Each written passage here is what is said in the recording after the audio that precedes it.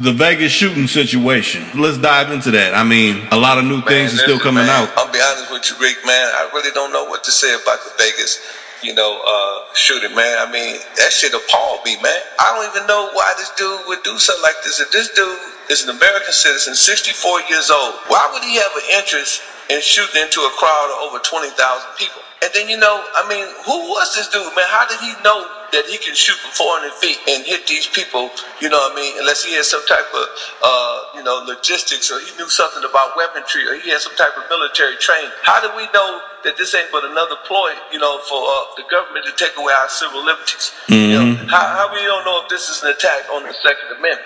Because, this guy, man, this reminds me of when Lee Oswald, did his thing, they act like, he was by himself. And then they come to find out that, that he had some help by the United States government, or it was other people involved. So I just want to know what would make him think that he can hit these people from 400 feet. What would make him know that he have a perfect target from the 32nd floor of the Mandalay Bay? These are the things that's bothering me. This guy, who to know that this was some type of ploy, a plot to let ISIS know that, hey, here's how you do this. Man, this man caught everybody off guard. It was a clever move. Despite, the emptiness and the untimely demise of all those people, man, the move was clever. But this man is shooting from way up there, man, and everybody's looking for somebody that's shooting on the ground, and nobody can find the shooter. And then this man to shoot himself in the head and kill himself, so it didn't leave no evidence. How we know that he wasn't paid to do that, and then somebody shot him in the head? That's true too. But one thing that it made me think is, if he's shooting from up there, if them weapons is that high power, them other rooms had to hear that gun clacking like that. Man, they had to hear the gun. Not only did the people on the floor had to hear the guns, but where did he get the guns? That too.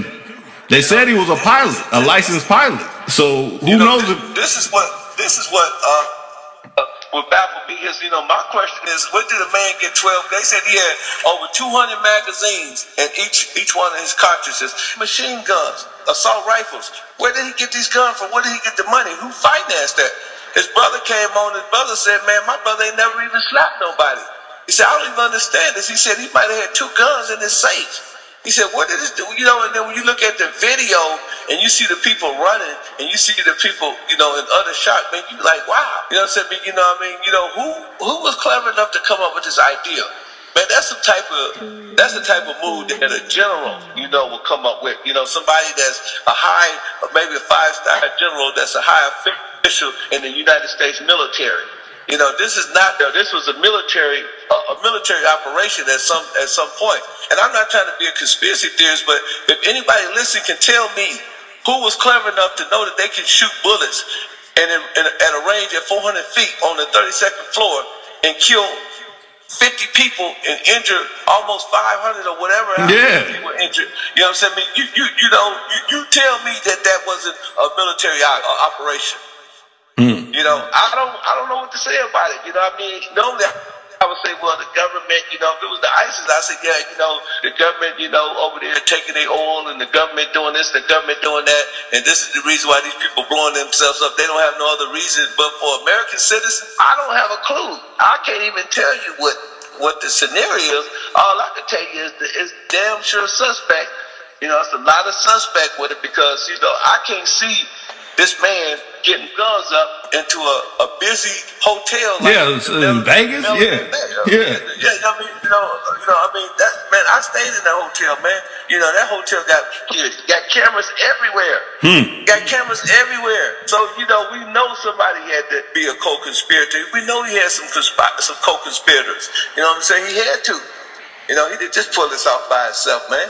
And then what did these people do to him? I think, man, if I was to just take a wild guess, man, I think that there's deep-seated issues, where, it might be an attack, from a strategic standpoint, because, a lot of people say Trump didn't win the presidency. They said that, Russia did, tamper with the votes. We know that if they go through the process of tampering with the votes, if they say that the Russian was talking about the Black Lives Matter, and they was, trying to stir up racial tension in this country, man, then who to say that this ain't a move too?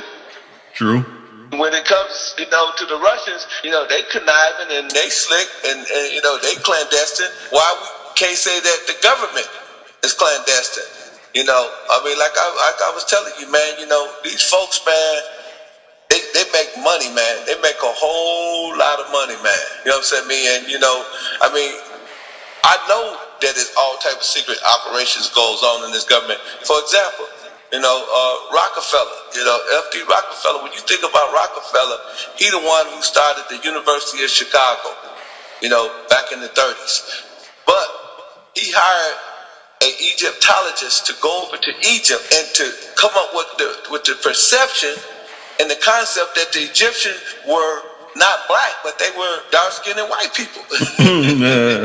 So we know that we see, the mentality of these people on all different levels. We know what their capabilities are. So you never know when it's some bullshit going on. And I can tell you something, man. I've been in the game all my life, man, and this smells straight like bullshit to me. I don't know what it is, but it's definitely some bullshit.